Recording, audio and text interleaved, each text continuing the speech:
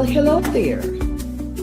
Welcome. My name is Saskia Christian, and I am the founder and president of BoostThru, a multi-platform life transformation coaching service dedicated to helping professionals overcome their adversities and become the best version of themselves. And so with that, this is the Breaking Barriers interview series, where we get the privilege of interviewing female C-suite executive leaders and getting their perspectives on female leadership and maximization of influential power within the business environment. So today I actually have the honor of interviewing Gordana Slepcev. So I'll have Gordana introduce herself first of all, but Gordana, I would like to welcome you to the Breaking Barriers interview series. It's so great to have you here with us and share just amazing things on your journey to inspire the upcoming young leaders, female executive leaders in the pipeline. Welcome.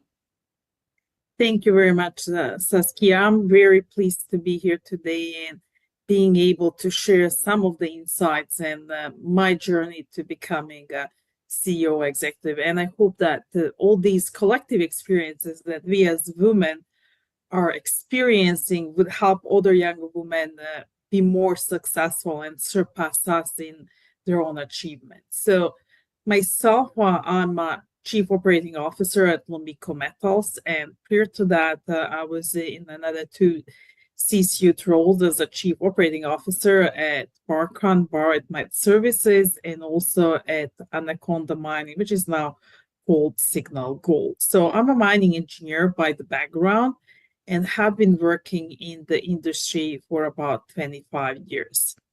So a lot of great people met along this path, some great young women that I hope I inspired to really do better, and not just to do better, but to kind of take advantages of the journey, and some women that came before us as well, being really the trailblazers and really showing what's possible for women in the industry. I'm basically in the mining industry, where average percentage of women is about 17%, which is much less than many other industries. And, I know many other goals by industrial associations is to get at least to 30%. Some are more ambitious to 40%. But, looking from the mining industry perspective, 30 looks like good goal. Okay, that's wonderful. And you have an amazing wealth of experience, particularly in mining, that resonates well with me because I'm a chemical engineer by training. So we have something in common. And that's correct. Yeah. Yeah, so great to have you here. And I just wanted to, can you clarify again, what's the name of the current, company enterprise that you're with and your title again? I don't think I heard that clearly.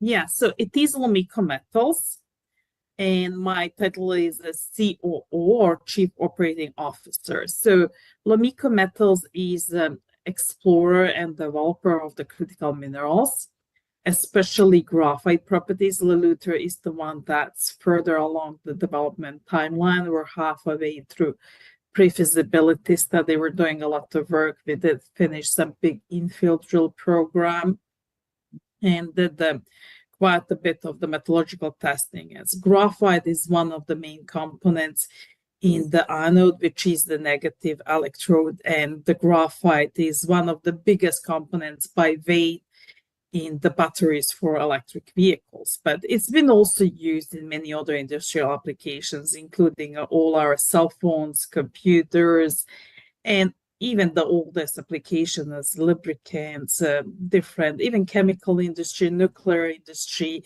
in medical applications. So there are many different industrial applications for graphite. But of course, EVs and the batteries, that's the biggest development field. That's growing about 35 to 40% year over year. Awesome. And since I'm coming from the semiconductor industry, I know that, graphite has wide Yeah. access. So thank you for that. And it's all familiar language to me because I'm a technical person background as Yes. Yes. so Great to see some women actually in this kind of roles and see women in batteries and that kind of stuff. So it is really good to see young women taking on these non-traditional roles, I would say. yes, absolutely it is. It is time. So if you can just really just describe for me, Gordana, your industry and the specific challenges it faces in terms of cultivating resilience, then you can pick one or two of these areas. Cultivating resilience, emotional intelligence mastery, navigating difficult conversations, empowering authentic and servant-style leadership, and really building strategic and personal resilience networks. And you can tackle a few. Just tell me, really, just give me some highlights on the industry and the challenge. Yeah, I think that the biggest challenges for young women is also, knowing how difficult these industries are. Usually the mines or operations are outside of the major centers. Yes, some corporate roles for sure are based in, through US and Canada, in Toronto or Vancouver or whatever. But at the end of the day, it comes back to working either in camps or smaller communities. So that's one of the challenges, especially as I've seen for young people. And, they like to go out, they like to meet other young people, they like to do fun stuff. And that's one of the biggest challenges, is just kind of trying to kind of build that network of other contacts and other people, so we can have that work-life balance there. So that's one of the biggest challenges, that it is still something that people have to work on. And the second one is really the challenges for young people to really transition and really learn from older generations, and kind of find their own sweet spot. So mining industry, as any other industry, are evolving, and there are much more use nowadays of all these technologies, tracking systems, drones, that are something that didn't used to be there before. I led some of these processes in my previous work assignments. And also like new AI technologies, like, working with the groups, in our own workloads, like Goldspot, on using these technologies, mapping, adding up, developing. So I think it's a great role of young people to actually be getting into, as they would get more experience in applying these new technologies. And it would be more interesting, than just standard roles of just running operation, or, doing the standard things. But as I said, things are evolving, and we really need young people to help us out, finish and sustain that technological journey, call it that way, for all of us. As we go more or less paperless, then I believe in the mining, especially, now people can operate machines remotely. You don't really need somebody sitting down in the mine and operating machine. You can have operators in control rooms, which could be anywhere around the world, with the good internet access. I mean, that's the must, of course, and really overseeing and operating. And also that there is automation, moving towards the more automated workspaces. There are trucks that are automated, the equipment that's more automated. So really, we need people with more technical skills as we transition. So I see a great opportunity for young people. This is becoming a tech industry, call it that way. Okay. More tech than just, old-fashioned extraction. Okay, so I gather from what you just said, which is quite a bit, that really fostering growth mindset, right? Yeah. In the nation of resilience, right? To really embrace the innovation, the technology innovation that's being injected in your industry. That is key for executive leaders, female executive leaders, to thrive. Because even That's those exactly. Yeah. roles, right, or higher Mhm. rank roles, there still need to be an awareness of what's going on the ground. The technical aspects, like you said, are important for them to really do exceptionally well and deliver. and of course influence in their role and at a higher ground. That makes sense? Yes, exactly. Okay, awesome, awesome. And so let's just, we can delve in the essence of time into cultivating resilience, reason why we're here. I am a resilience enthusiast. I bring resilience naturally, and of course, I'm intentional with developing resilience quality. I've had to do that, navigate personal and professional trauma that left me no choice but to do that and create systems and platforms for resilience cultivation, whether it's in leadership or in personal life. So, with that, can you really tell me how do you, Gordana, define resilience in the context of your role as a C-suite executive? Yeah, I think as a resilience is keeping, maintaining, and reminding yourself why you're doing what you're doing. I think that's the biggest thing, because any journey and every journey has challenges, and many times all of us would kind of wonder and ask, should I keep doing this? Does this still make sense? Which is still a good thing to do, don't take me wrong, because at some point certain things may not make sense anymore. And, as a professional, we have to decide, okay, maybe that doesn't make sense. But, if you have some of the bigger goals, you're gonna cultivate certain path, or develop certain path for yourself. Maybe you want to be executive, maybe you want to be a technical person, which is as much needed as well. We see young women as a chief technical officers, it's not necessarily operational, or could be chief development officer, or there are different paths aside of course, being chief executive officer, which are many women now there as well, very successful women. But one have to kind of see what works better for them. Would that the management and the leadership be one of the roles, or is just, do they feel more comfortable doing technical roles?